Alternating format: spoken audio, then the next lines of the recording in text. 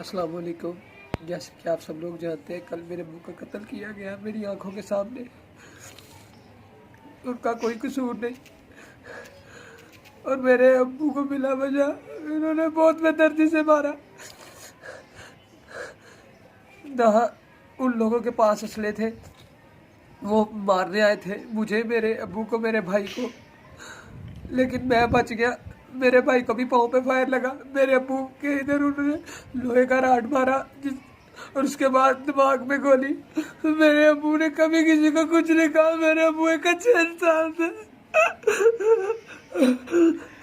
मेरी माँ सदमे में है, मेरा भाई अस्पताल में, मेरे अब्बू कब्र में। मेरी जिंदगी तबाह करने वाले भी मेरा पाकिस्तानी है। मेरे पसरूर की एटीए तंजीम ने मिलकर सब लोगों ने मेरे अब्बू का कत्ल किया और मैं इंसाफ चाहता हूँ। अस्सलाम वालेकुम। जैसा कि आपने वीडियो के अंदर देखा है कि किस तरह उसके वालिद को बेदर्दी से कत्ल किया गया। मैं जैसे ही सुबह उठा और उठते ही मैंने जैसे ही यूट्यूब चलाया और ये ट्रेंड चल रहा था जस्टिस फॉर गनी,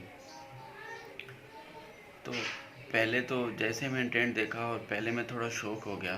बाद जब मैं गया और जाकर मैंने उस बंदे की स्टोरी देखी, जो एक टिकटॉकर है बहुत बड़ा और रेप स्टार भी है, जब उसने अपनी स्टोरी के अंदर बताया उसको सुनकर मुझे बहुत दुख हुआ।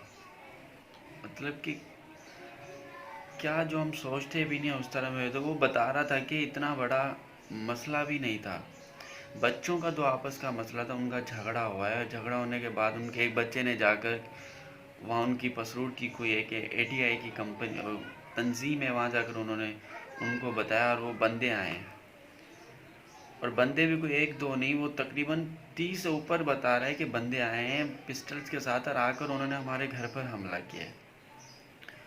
और जैसे हमला किया है, बोला कि मैं घर पे ही था, बारिश शोर वगैरह सुना और मैंने समझा पता नहीं क्या हुआ। मैं जैसे ही बाहर गया देखा तो मेरा भाई भी पाँव के अंदर गोली लगी और वो नीचे गिरा पड़ा है। और उसके बाद मैं परेशान हो गया, मैं क्या करूँ या क्या नहीं। उसके वालिद को जिस बेदर्दी से मारा गया है, पहले गोली मारी और फिर रोड कह रहा है कि उसके सर के अंदर रोड मारी है और रोड मारने के बाद उसको बेदर्दी से मारा गया है। अब समझ में नहीं आ रहा कि उसके अब्बू का क्या कसूर था। बस हम इतना चाह सकते हैं कि जितना हो सकता है हम उसके साथ अभी खड़े हों और उसको अभी हम पूरे पाकिस्तानी पूरी आवाम की ज़रूरत है, क्योंकि जिन्होंने भी उनके साथ किया है, जिस तंजीम ने भी किया है, मेरी अपील है पूरी आवाम से और जितने भी हमारे बड़े हैं उनसे कि जितना हो सकता है उस तंजीम को ख़त्म किया जाए जड़ के अंदर से, ताकि जिसने भी आकर ये हमला किया है वो तो अपने वालिद को खो चुका है और वही इस दर्द को महसूस कर सकता है कि उसके ऊपर क्या गुजर रही होगी। मेरी दुआ है कि अल्लाह पाक उसके वालिद को जन्नत का कफन में तब्दील कर दे और उसके तमाम घर वालों को सब्र अता फरमाए। हम सब आपके साथ हैं।